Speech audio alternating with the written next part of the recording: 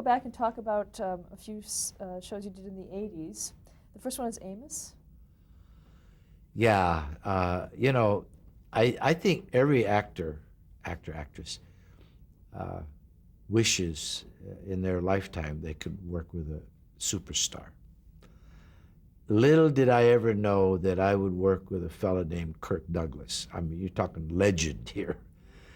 Um, Amos was a story based on, it's a movie for television, a thing, and based on an actual happening of about a nursing home wherein the head nurse uh, did develop this scheme to take the insurance money of their elderly uh, and inject them so that they would die early, so that her place could collect on insurance things. And evidently, it was a very unique kind of a situation. But the fact that a guy like Kirk would, be the centerpiece of this, and then for me to get asked was just one of the thrills of my life. And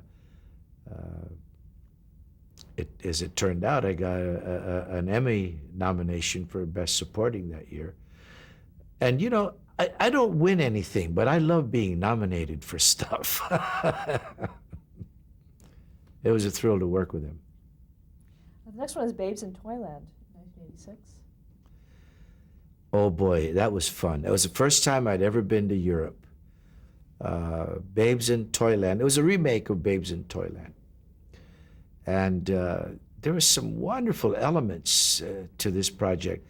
Leslie Brickus came out of retirement and rewrote, or not rewrote, but actually wrote 14 or something like that, new tunes for the show. And the only tune that they kept out of from the original was March of the Toy Soldiers.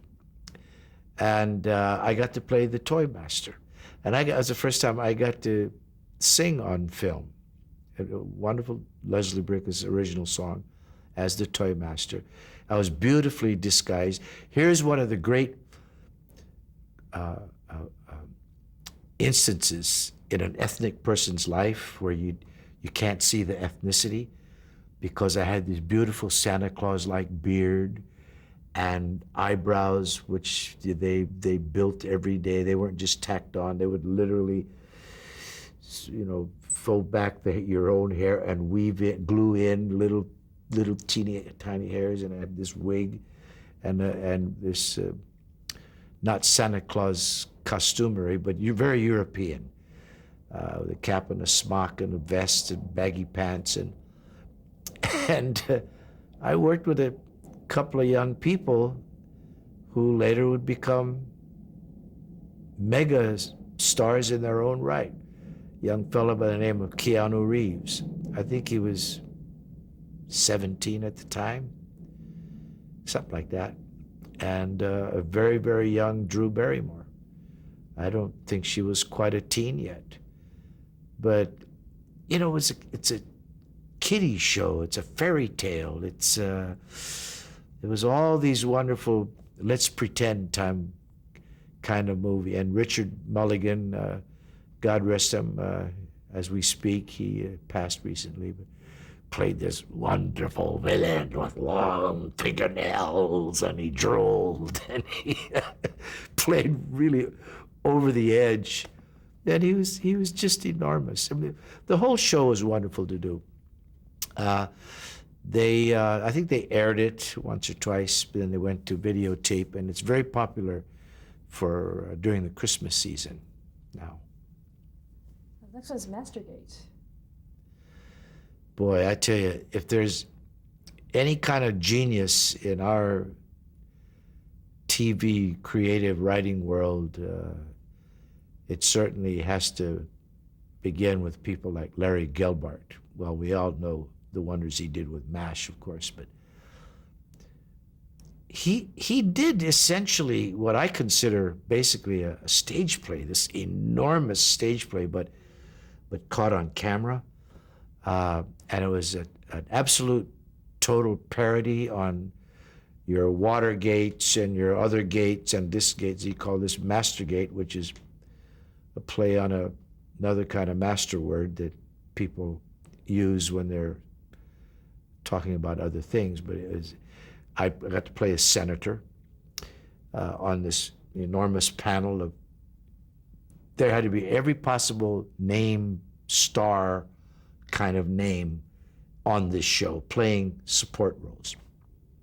Centerpieces were guys like James Coburn playing a parody of, what was it, Colonel North, the fella that, got involved in that whole thing with the arms hiding and all that business.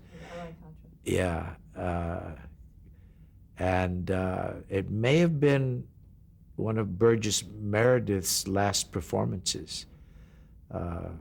I gotta share a quick story about Burgess. And this goes back to a movie I made that didn't do well, but it was the last of the Irwin Allen disaster movies. He was the king of disaster movies, Poseidon and Airports and you name it. Well, this movie was so disastrous, they moved him off the lot after 16 years. Poor Irwin. Anyway, but it was superstar studded. We had William Holden and Burgess Meredith and Ernie Borgnine and Red Buttons and James Franciscus and Veronica.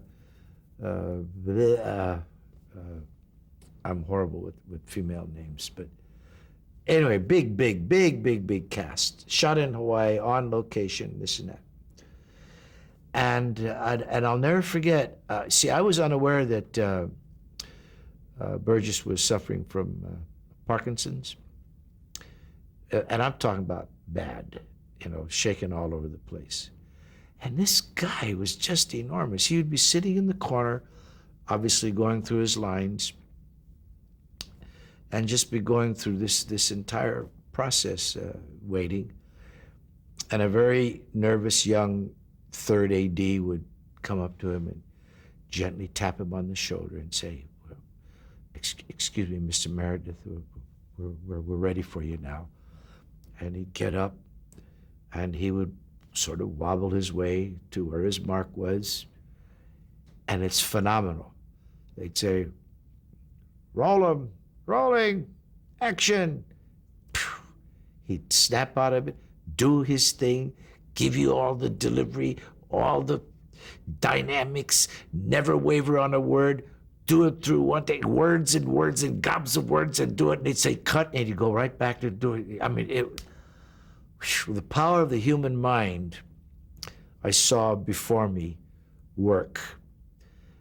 And it was really, really inspirational how we can't let whatever our disabilities are, physical things or whatever, get in the way of what we have to do in life.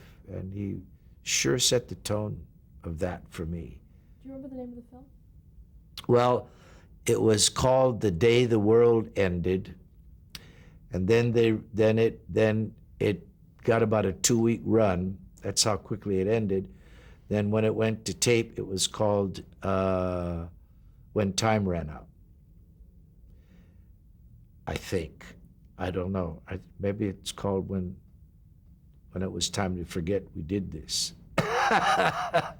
We had Eddie Albert Jr. I mean, boy, we had I'd never worked on such a mega star cast in my life. And I got to tell you something really tender and genuine about Irwin Allen. I don't care if you were a support guy or a lead actor. We had Jacqueline Bisset, Paul Newman, everybody got the same size motorhome. First time in my life, my career made me feel like I was, okay, I've arrived. Another TV movie was Greyhounds. Greyhounds was a wonderfully conceived Stephen Cannell or Stephen Cannell, I never pronounce his name right, project. And of course, the entire industry knows who I'm talking about. But it was about four old retired dudes, or one to be near retirement or won't retire, played by Dennis Weaver, who is he's a cop, mega cop, super cop, action cop, and James Coburn plays. Well, let me put it the other way. Robert Guillaume plays a retired, now recently retired judge, and I play a recently retired forensics guy. So we've all been in cahoots together over the years during our careers because they interweave. And James Coburn is a guy we sent up 22 years ago for something. Now he comes out by hook or crook. We think it's a good idea to get the mind of a criminal on our side to work for us. So the four of us we call ourselves the Greyhounds. Grey, get it? Hound, And it was just so much fun, again, working with these guys, because everyone had different styles, very distinct styles and patterns of speech and interpretations of their characters. But the way we became interwoven was fascinating during the process of the story unfolding.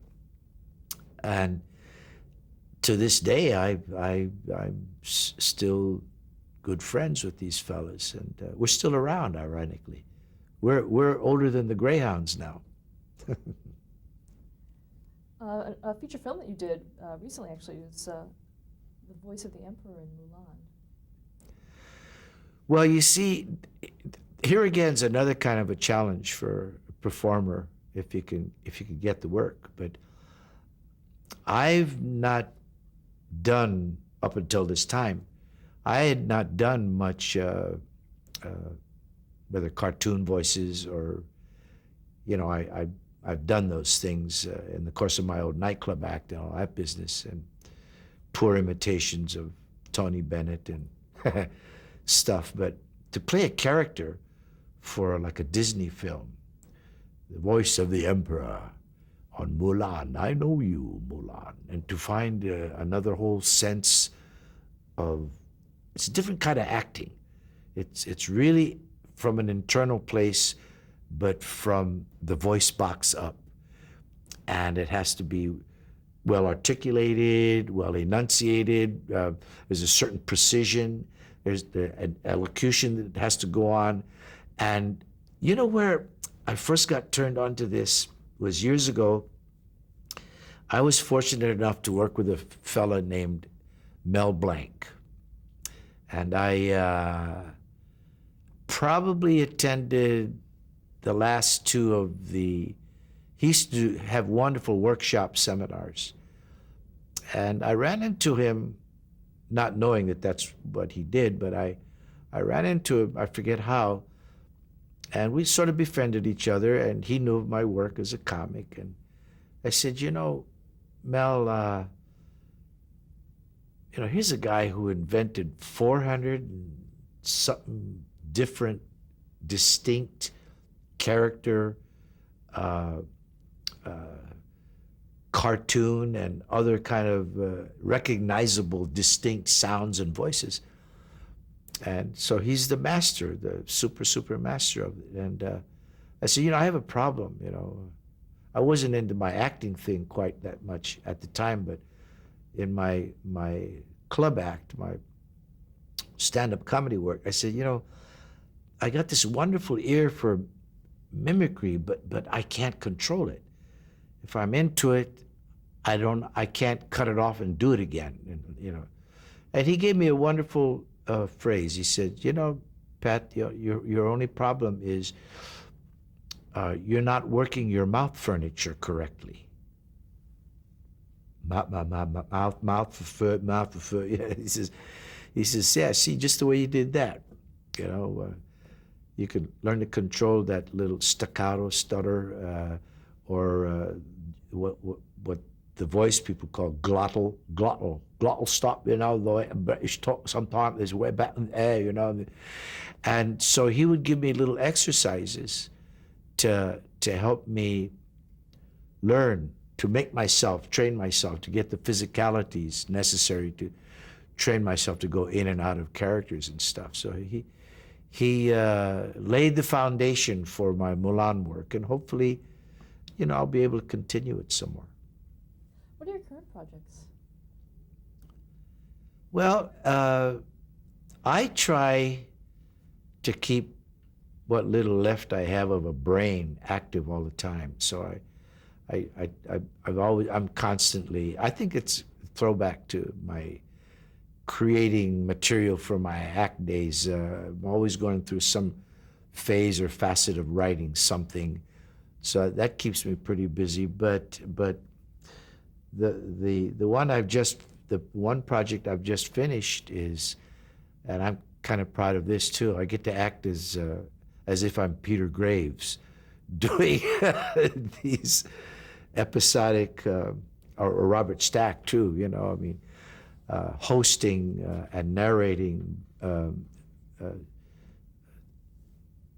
the kinds of shows that are educational while being entertaining and informative. It's called the Pioneer Living Series, and it's appointed to be on the PBS network within a matter of months. It's hard work. We did 32 episodes in 4 days. Different, very different. But again, here another challenge, because you got to keep it fresh and focused, and you got to maintain another kind of energy. It's performing energy, but I think we gleaned that from all the other things that we do over the years. So I hope to do more of that also. What advice would you give to an aspiring actor? I've been asked what advice I would give to an aspiring actor several times in my life. I think the best advice I have is try not to do what I did. Do it better. Education is an enormous asset. And I don't mean just general education. I mean, learn about acting, actors, whet your appetite to know and absorb everything you can about the performing arts, and specifically about that which you want to get into. At first, I think with all of us, it's kind of a curiosity. And then it becomes, it starts to evolve from there into a wonderment to see if you can do it, or if you dare or dare not. And when you can, you find out you can, you have to keep raising your stakes and your personal goals a little higher, to where it becomes consuming and eventually a passion. And these things all contribute towards building what we call a career. And in the very end, it's all about survival. But you have to be diligent and earnest, and eventually learn to love it. There's no other way to live your life. Have you ever encountered a racism in the entertainment industry? Have I ever encountered racism in the industry? I would have to say yes.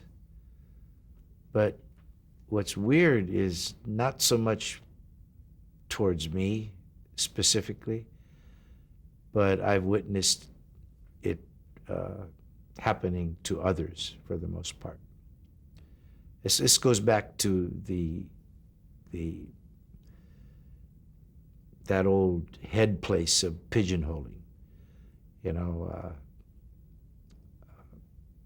Mexicans could only play, or Latinos could only play certain kinds of roles, and Asians could play only certain kinds of roles. Black roles weren't even written for black people. They would have to do things that were out of the ordinary. I'm referring now back to Step and Fetch It days and all that sort of thing. And history will in our industry will always, if it's honest with itself, will always have to talk about these facets, these elements. But then you have, to our credit, our collective, meaning the industry's credit, then you have breakthrough moments. Lilies of the Field, Sidney Poitier. One of my favorites is, of all guys, Ricardo Montalban, an obvious Latin man of great presence and carriage, doing Rashomon, playing a Japanese samurai. I think these are the challenges and breakthroughs that we have to continue to, the sort of things that we have to continue to make attempts at. Sometimes they don't work, but we have to try. I love it when, I believe it was Robert Duvall playing Stalin, an American, okay, playing a Russian dictator, demigod. I didn't like it when John Wayne did Genghis Khan. That's one of the things that didn't work. But racism comes in many, many forms. It happens a lot behind the camera. Not so much today, at my time, thankfully, but that's also a barometer of how far we've progressed. I think me being able, and I only speak for myself in this regard, but me being able to, or being invited or asked to play parts that so-called anybody could play, I think that's a measure of how we once mirrored ourselves, but how we're getting beyond that. In terms of specifics, I experienced more personal racism when I was trying to get in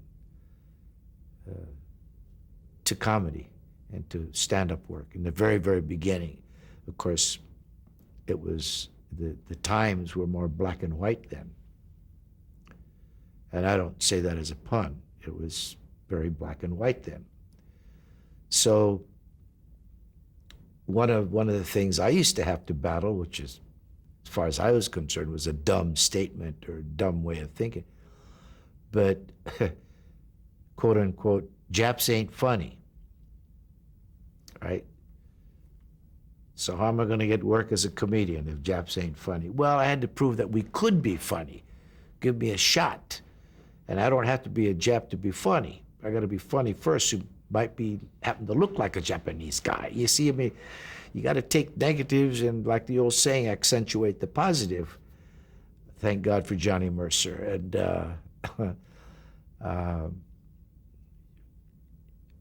I think the best things in life begin from sometimes the worst things in life, but not without effort, not without hopes and dreams. Great. How would you like to be remembered? How would Pat Morita like to be remembered? Well, that's a pretty tough question. I don't know. I never gave it much thought. I guess I'd like to be remembered for having touched a lot of lives in happy ways, positive ways. I'd like to be remembered as a guy who might have been a failure as a husband, but he was a hell of a daddy. I don't know. I'd like, if I make it to the pearly gates, I would like God to say, where the heck you been, man? We've been waiting for you. Let's party. You know how many guys, your friends, are up here waiting for you, man? Okay, well, thank you very much on behalf of the Archive of American Television. sharing your story with us. Thank you, archive people, for even inviting me. And I'm talking to you directly.